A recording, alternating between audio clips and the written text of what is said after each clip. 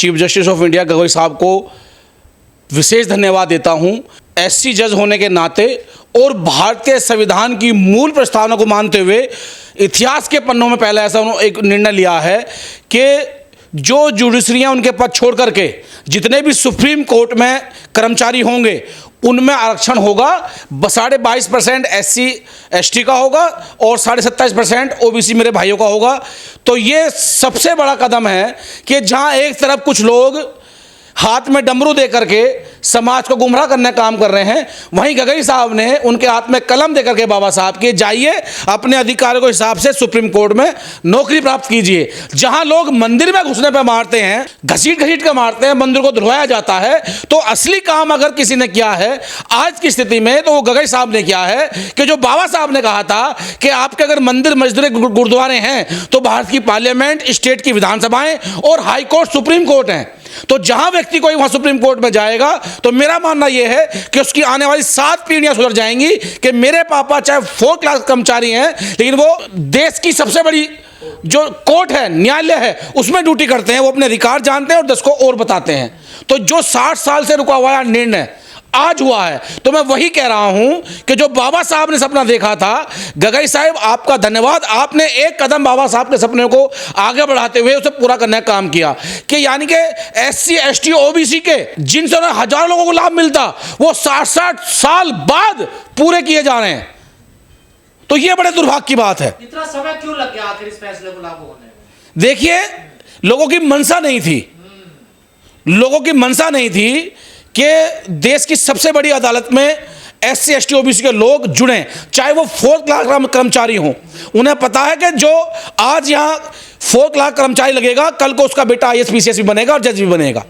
तो लोग नहीं चाहते थे, लेकिन गगई साहब ने जो निर्णय लिया मैं उनको बधाई देता हूं और मैं कहता हूं ईश्वर उनकी जो लंबी उम्र करे, उनका जो है कार्यकाल और बढ़ाया जाए, ठीक है। लेकिन यह समझना होगा आप लोगों को कि जो लोग आज भी पाखंडवाद मनोवाद में जी रहे हैं, मैं फिर कह रहा हूं खास करके वो भी समाज के लोग, कि शायद किसी को नहीं पता होगा कि सुप्रीम कोर्ट में कोई एक ऐसा जजमेंट भी 60 साल से पड़ा हुआ था जिसमें आपके लिए विशेष अधिकार थे।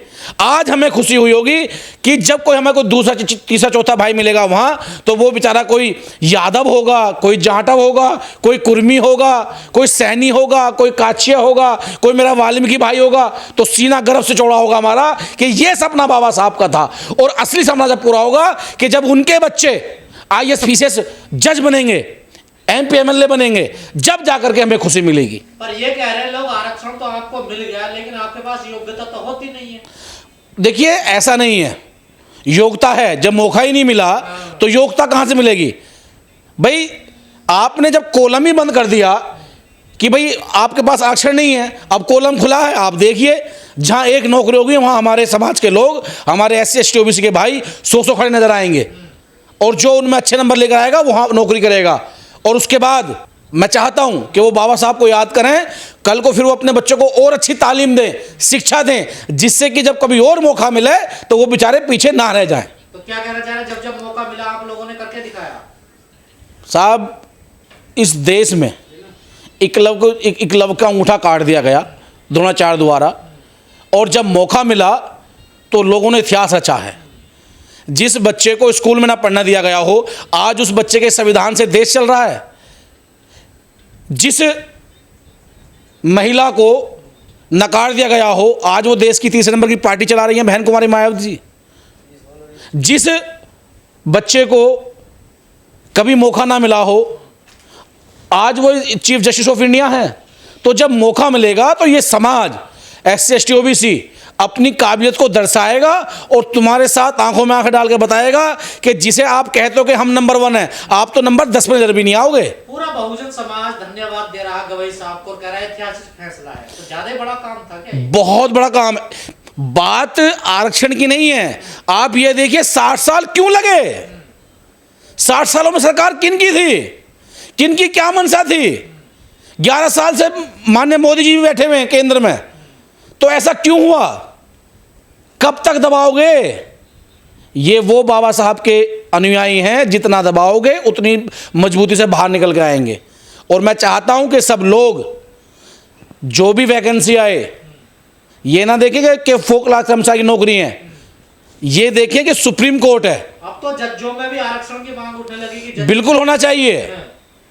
कहाँ हमें काबिलियत नहीं है बताओ भाई, कौन सी ऐसी बुक है जो कुछ ही लोग पढ़ते हैं, हम नहीं पढ़ते? बताओ जरा, आप बताओ, कंपटीशन करना कहाँ है? और करो नौकरी, कौन रोक रहा है? हम क्या मना कर रहे हैं? आप तैयार हो, हम भी तैयार हैं, ले जाओ नौकरी, हम में काबिलियत हो तो हम ले लेंगे। हम भट्टे पे ईंट बांटते हैं, हम मजदूरी करते हैं, हम नालियाँ साफ करते हैं, हम खेत खलिहानों में जाकर काम करते हैं, उसके बाद फिर पढ़ाई करते हैं, और जब जाकर हम नौकरी की बात करते हैं, जो एसी में लौटते हैं, जिनके दादा परदादा एसी में लौटते आए हों, सब किसान मजदूर का शोषण करके, और आज वो आरक्षण की बात करते हैं, तो कौन नहीं जानता? लेकिन समझना पड़ेगा। तो मैं तो फिर पुनः एक बार गगई साहब को धन्यवाद देता हूं। मैं उस माँ को नमन करता हूं जिन्होंने गगई साहब को जन्मा, कि ये जो 60 साल से फैसला रुका हुआ आया था, वो ऐतिहासिक फैसला निर्णय लिया गया, वो पास हुआ। अब जाकर के हमारे जो बेचारे SC ST OBC के लोग हैं, उनके घरों में एक ज्ञान की मिसाल चलेगी। तो मैं बधाई देता हूँ। लेकिन नेताजी ये फैसले आते तो वहां पर लागू कितने होते हैं, ये भी तो सवाल खड़ा होता है। इसके लिए भी चीफ जस्टिस साहब को निर्णय लेना चाहिए, एक टाइम बॉन्ड किया जाए कि इतने टाइम में ये चीज़ें लागू हो जानी चाहिए, और एक कमेटी बने जो जांच कमेटी हो, और वो हर 15 दिन में 45 दिन में जवाब मांगे, कि निर्णय बन के ना रह जाए। जो वैकेंसियाँ निकली हैं उनकी जांच हो, कितने लोग भरे गए, कोई फर्जी प्रमाण पत्र लगा कर तो लाभ नहीं ले रहा। क्योंकि ऐसे मैं ये कह सकता हूँ, पूरे देश में एक हमारे मित्र हैं, वो उस पर काम कर रहे हैं, 6 लाख फर्जी सर्टिफिकेट हैं, और उनमें लगे हुए कौन लोग हैं, मुझसे बेहतर आप जानते हैं। यहाँ तक कि सफाई कर्मचारी में भी वो लोग लग गए, तो उनकी भी जांच हो, और जो निर्णय आते हैं उन्हें लागू करके और टाइम बॉन्ड करके कि इतने दिन में नौकरियां पूरी होनी चाहिए, ये होना चाहिए।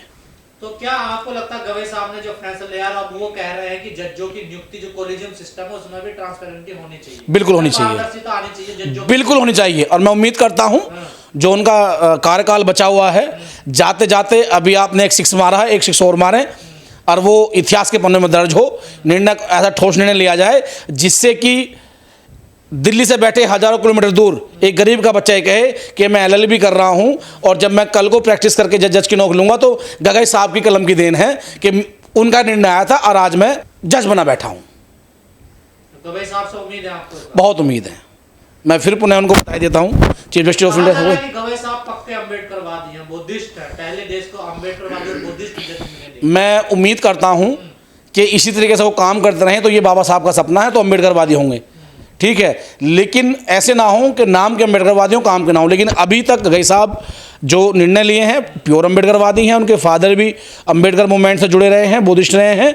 और देखिए, जब आपको कलम मिली है तो आप संवैधानिक काम कर रहे हैं, ये होने चाहिए।